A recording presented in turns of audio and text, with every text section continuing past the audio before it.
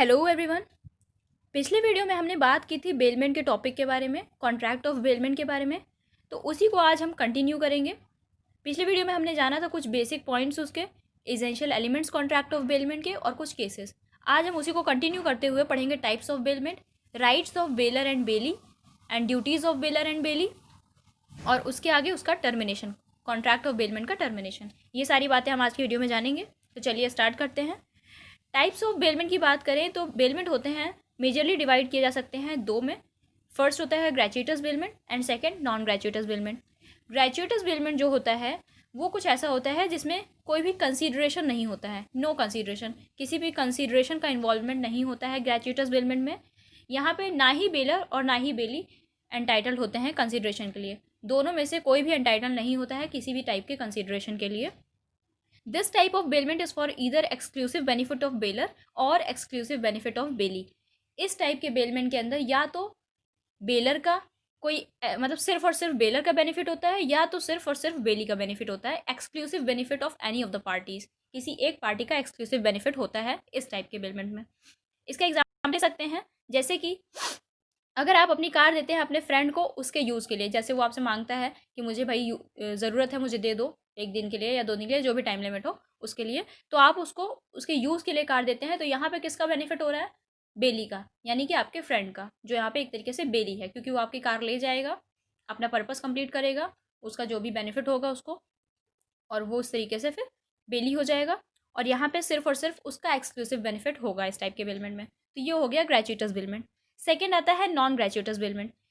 इस टाइप के बेलमेंट में हमेशा कंसिडरेशन इन्वॉल्व रहेगा, always involve some consideration, mutual benefit of both the parties. इस टाइप के बेलमेंट, कॉन्ट्रैक्ट ऑफ बेलमेंट में दोनों पार्टीज का कुछ ना कुछ बेनिफिट होगा।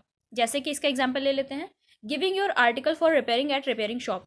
आप जैसे अपना कोई भी आर्टिकल, कोई भी व्हीकल या कोई भी गैजेट, फ़ोन, कंप्यूटर या कुछ भी, या कोई और व्हीकल किसी शॉप, रिपेयरिंग शॉप पे देते हैं रिपेयरिंग के लिए, तो यहाँ पे ये हो जाता है नॉन ग्रेचुइटस बिलमेंट। यहाँ पे हमेशा कंसीडरेशन होता है, यानी कि जिस भी रिपेयरिंग शॉप पे आप अपना सामान बनने के लिए देंगे, आप उसको बदले में कुछ पैसे देंगे, उसके चार्जेस देंगे, जो भी होते होंगे।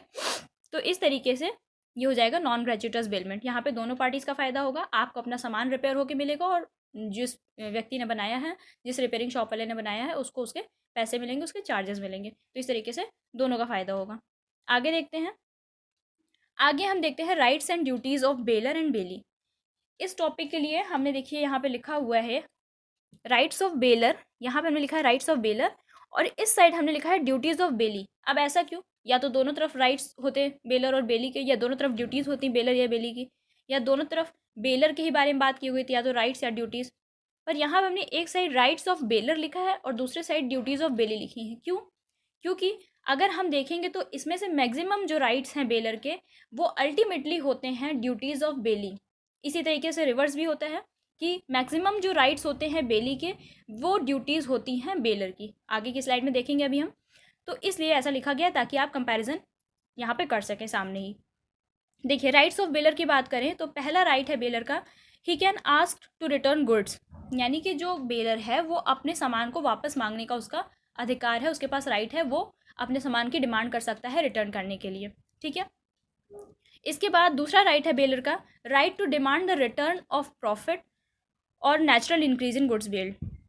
यानी कि जो बेलर होता है उसके पास राइट होता है कि वो अपने सामान के साथ साथ, अगर उस सामान में, उस बेलमेंट में दिए हुए सामान में कुछ इंक्रीज़ हुआ है, कुछ नेचुरल इंक्रीज़ हुआ है, या उसमें कुछ प्रॉफिट हुआ है, तो वो उसको भी डिमांड कर सकता है, उसकी भी डिमांड कर सकता है, उसको भी रिटर्न में मांग सकता है। इसका एक एग्जाम्पल लेकर समझते हैं।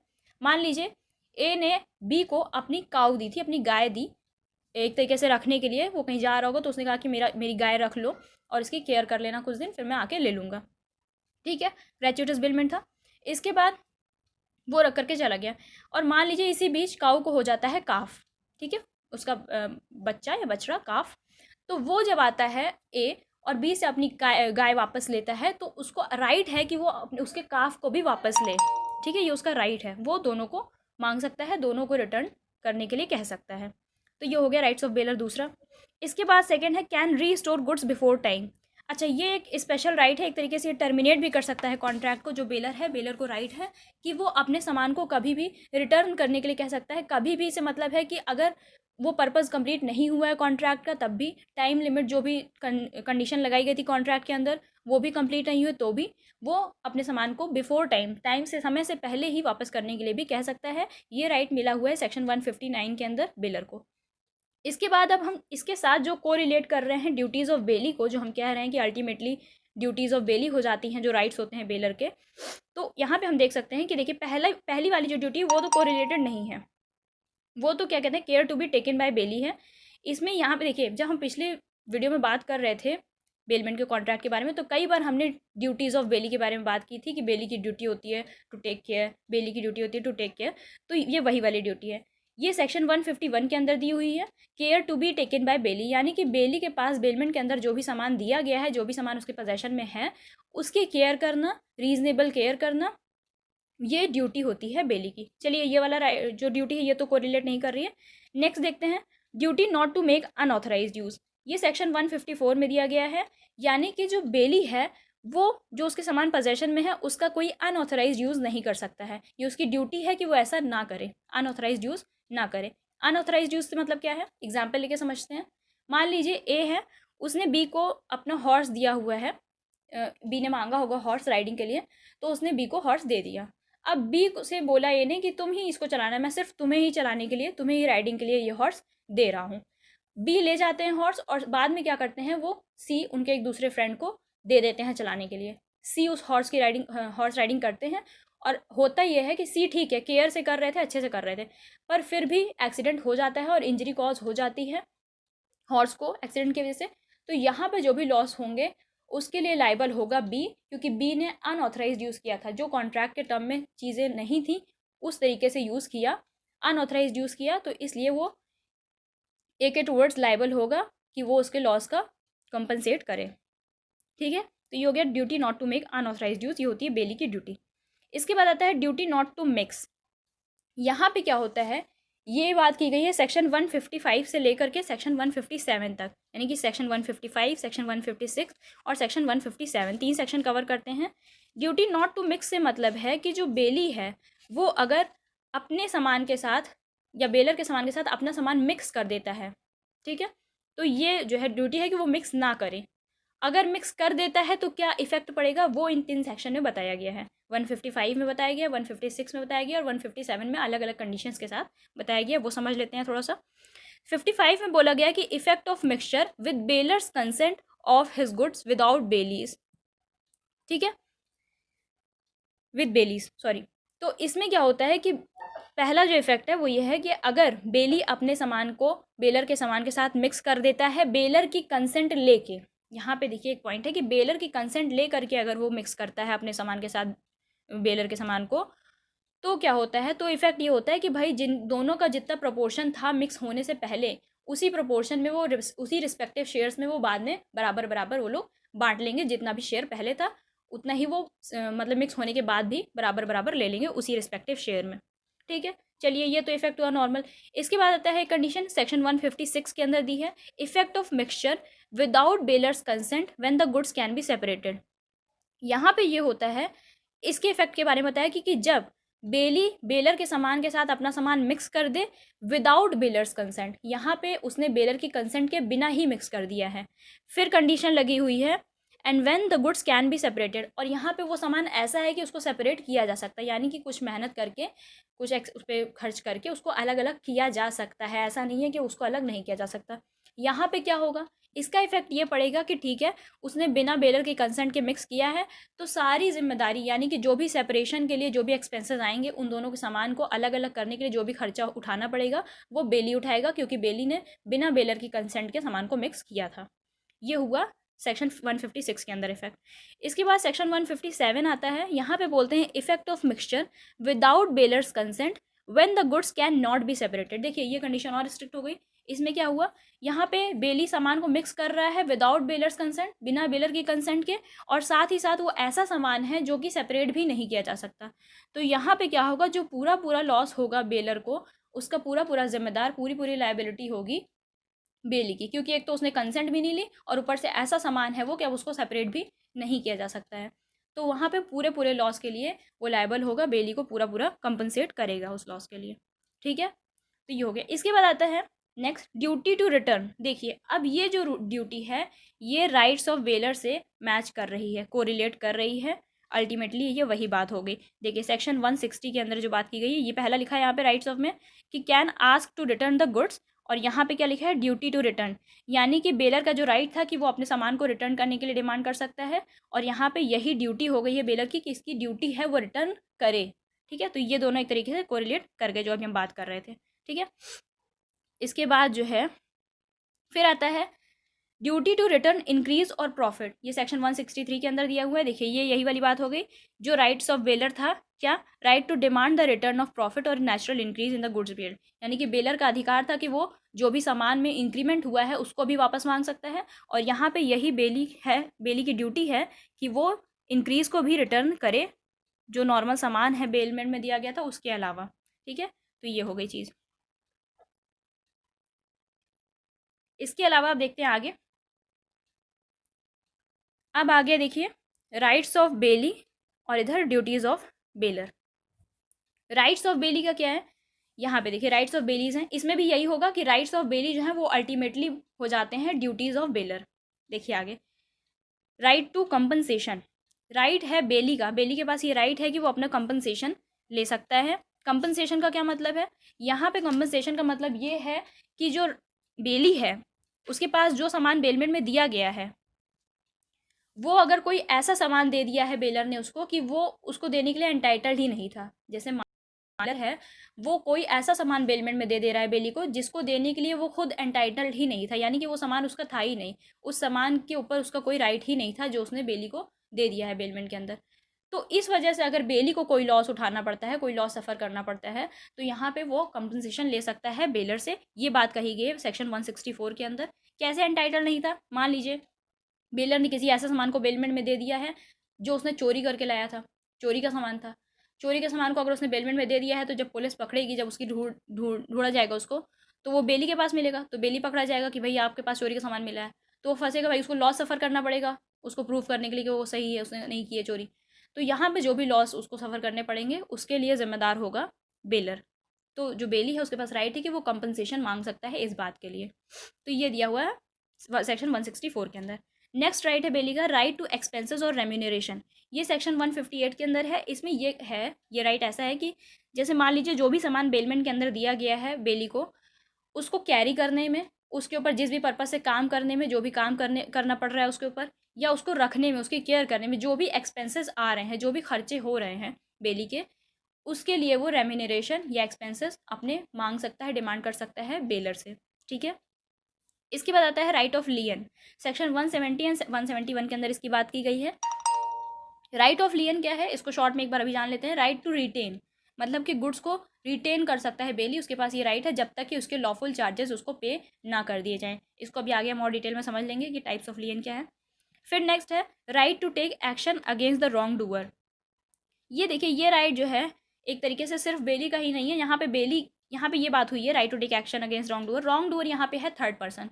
मान लीजिए कोई ऐसा थर्ड पर्सन है जो बेली को उसके सामान, जो भी सामान उसको बेलमेंट में दिया गया है उसके पोजेशन में है, उसका यूज़ करने से रोक रहा है या डिस्टर्ब कर रहा है या उसके सामान को इंजरी कॉज कर रहा है जो कि उसके पोजेशन में है, तो ऐसा थर्ड पर्सन जो हो उसके अगेंस्ट बेली जो है एक्शन ले सकता है, और फिर उस वजह से जो कॉम्पनसेशन मिलेगा उस थर्ड पर्सन से वो दोनों के बीच में डिवाइड होता है, बेलर के और बेली के दोनों के बीच में डिवाइड होता है। तो इस तरीके से है तो दोनों का राइट, पर यहाँ पे एक्शन जो है बेली लेगा अगर कोई रॉन्ग डूअर उसको डिस्टर्ब कर रहा है उस सामान का यूज़ करने से तो।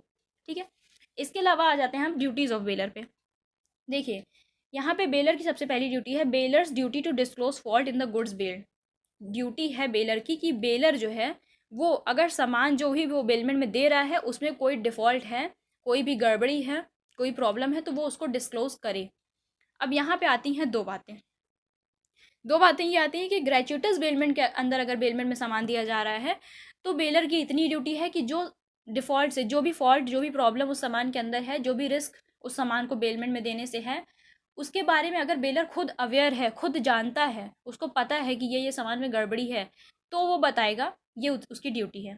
और अगर वही सामान नॉन ग्रेचुइटस बेलमेंट के अंदर दिया जा रहा है तो यहाँ पे उसकी अवेयरनेस और अनअवेयरनेस से कोई फ़र्क नहीं पड़ता, वो लाइबल होगा, उसकी लाइबिलिटी यहाँ पे एकदम स्ट्रिक्ट रहेगी। वो यहाँ पे एकदम, भले ही उसको पता हो कि सामान में गड़बड़ी थी या नहीं थी, वो जिम्मेदार होगा, वो लाइबल होगा लॉस के सफ़र के लिए, अगर बेली को सफ़र करना पड़ता है तो। कैसे? जैसे मान लीजिए ग्रेचुइटस का एग्जाम्पल ले लेते हैं।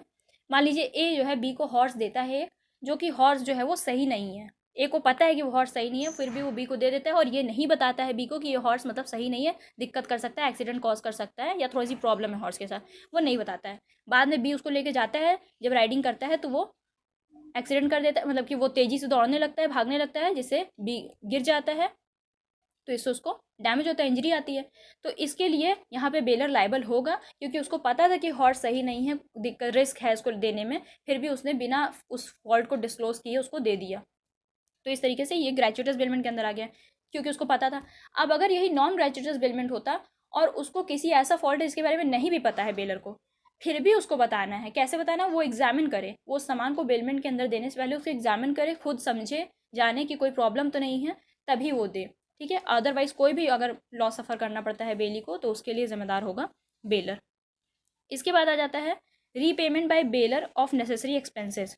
यानी कि repayment by bailor of necessary expenses का मतलब है कि जो भी, वही देखिए अब ये वही बात आ गई, ये है राइट टू एक्सपेंसेस और रेम्यूनरेशन, और ये है repayment by bailor of necessary expenses. ठीक है, ये दोनों आपस में कोरिलेट कर रहे हैं। यहाँ पे यही बात थी कि वो एक्सपेंसेस को पेमेंट करेगा, और यहाँ पे वही बात है कि repayment by bailor of necessary expenses, यानी कि जो भी उस सामान को, जो कि बेली के पोजेशन में सामान है, उसको केयर उसी करने में, उसको रखने में जो भी खर्चे आ रहे हैं, वो क्या कहते हैं, मांग सकता है बेलर से, और ये ड्यूटी है बेलर की क्योंकि वो उसको दे पेमेंट। इसके बाद bailor's responsibility to bailee when not entitled to goods. देखिए फिर ये वही वाली बात आ गई जो हमने पहले देखा था, राइट टू कॉम्पनसेशन, और इधर है bailor's responsibility to bailee when not entitled to goods, यानी कि वो कॉम्पनसेशन का राइट था, और ये वही बात है कि बेलर की रिस्पॉन्सिबिलिटी है जब उसने ऐसे किसी सामान को बेलमेंट में दे दिया है जिसके लिए वो एंटाइटल्ड ही नहीं था और इसकी वजह से बेली को लॉस सफ़र करना पड़ा, तो वो लाइबल होगा, उसकी रिस्पॉन्सिबिलिटी होगी कॉम्पनसेट करने की। ठीक है, नेक्स्ट देखते हैं। अब देखिए राइट ऑफ लियन के ऊपर बात हमने की थी, जो कि उसका राइट है बेली का, तो इसको देख लेते हैं थोड़ा डिटेल में। राइट ऑफ लियन का मतलब होता है राइट टू रिटेन, सामान को रख लेने का अधिकार, रिटेन कर लेने का अधिकार। Lien is in its primary sense a right in one man to retain that which in his possession belonging to another person until certain demands of the person in possession are satisfied. यानी कि वो अपने payment का demand कर रहा है, अपने lawful charges का डिमांड कर रहा है बेली, और जब तक वो उसको नहीं मिल जाते हैं तब तक वो जो बेलमेंट में उसको सामान दिया गया था उसको रिटेन करके रख सकता है, तब तक वो चाहे तो सामान ना लौटाए। अब दो तरीके के लियन होते हैं, पर्टिकुलर लियन एंड जनरल लियन। पर्टिकुलर लियन किसी भी बेली के लिए होता है, कोई भी बेली अगर है जो बेलमेंट कॉन्ट्रैक्ट के अंदर है, उसको ये राइट है कि वो उस सामान को रिटेन करके रख सकता है जिस सामान को लेकर के जो भी सब्जेक्ट मैटर है उस टाइम पे कॉन्ट्रैक्ट ऑफ बेलमेंट का, सिर्फ उसी सामान को। पर्टिकुलर लियन से मतलब ये है कि सिर्फ उसी गुड्स को वो रिटेन करके रख सकता है और किसी चीज़ को नहीं। ठीक है, तो यहाँ भी यही है कि जो है, हाँ, ऐसा कोई कौन सा चार्ज होगा जिसके लिए वो कर सकता है, जैसे कि उसने उस पर कुछ काम किया है, कोई अपना लेबर या स्किल वाला काम किया है उस सामान पे। तो अब जैसे कि मान लीजिए ए ने बी को रफ डायमंड दिया, ऐसे ही डायमंड के कुछ पीसेस दिए कि भाई इसकी ज्वेलरी बना के दे दो ज्वेलरी शॉप पे। अब उसने जो है, शॉप वाले ने बना दी ज्वेलरी। अब उस ज्वेलरी को वो तब तक अपने पास रिटेन करके रख सकता है जब तक कि उसको उसके बनाने के चार्जेस ना मिल जाएं, ठीक है, बेलर से। तो ये हो गया पर्टिकुलर लियन। जनरल लियन क्या है? General lien is a privilege to only certain kinds of bailees. अब ये सर्टेन काइंड्स ऑफ बेलीज कौन है जिनको जनरल लियन का राइट मिला हुआ है? वो होते हैं bankers, factors, wharfingers, attorneys of a high court and policy brokers. ये सिर्फ और सिर्फ ये 5 टाइप के लोगों को ही राइट है जनरल लियन का। इसमें वो क्या कर सकते हैं, वो किसी भी प्रॉपर्टी को या गुड्स को रिटेन करके रख सकते हैं एज अ सिक्योरिटी जब तक कि उनका जनरल बैलेंस ऑफ अकाउंट पे ना हो जाए। ठीक है, तो ये हो गया राइट ऑफ लियन के बारे में। इसके बाद आते हैं फाइंडर ऑफ गुड्स, जो जिसकी बात की गई है। ये कुछ थोड़ा अलग टॉपिक हो गया पर उसी चैप्टर के अंदर कवर होता है। सेक्शन 168 एंड 169 इसके बारे में बात करते हैं, और कुछ कुछ इसके राइट्स और ड्यूटीज़ बेली के जैसे हैं, इसलिए इनको यहाँ पे बताया गया है। फाइंडर ऑफ गुड्स की बात करें तो फाइंडर वो पर्सन हुआ जिसने सामान, कोई खोया हुआ सामान ढूंढ लिया हो या पाया हो जिसने कोई खोया हुआ सामान, तो वो हुआ फाइंडर ऑफ गुड्स। देखिए सेक्शन 168 बात करता है rights of finder of goods. देखिए यहाँ पे ये होता है कि फाइंडर ऑफ गुड जो होता है एक तरीके से वॉलंटरली उसने अपनी सर्विस दी, अपने मन से कोई सामान ढूंढा है, तो यहाँ पे वो उसको कोई राइट नहीं है कि वो एक्शन ले ओनर के अगेंस्ट कि वो उसे कंपनसेट करें क्योंकि उसने उनका सामान ढूंढा है, नहीं, ये राइट नहीं है। पर वो तब एक्शन ले सकता है जबकि कोई स्पेसिफिक रिवॉर्ड ऑलरेडी डिक्लेयर्ड हो उस सामान को ढूंढने के लिए। अगर मान लीजिए सामान के ओनर ने पहले से ही कोई रिवॉर्ड डिक्लेयर किया हुआ है कि इतना रिवॉर्ड मिलेगा जो मेरा ये सामान ढूंढ के लाएगा, तब वहाँ पे जो फाइंडर है उसको ये राइट है कि वो सू कर सकता है, एक्शन ले सकता है। सेक्शन 168 के अंदर ये बताया गया है, ये है राइट फाइंडर का। इसके बाद सेक्शन 169 भी कहता है कि when finder of thing commonly on sale may sell it.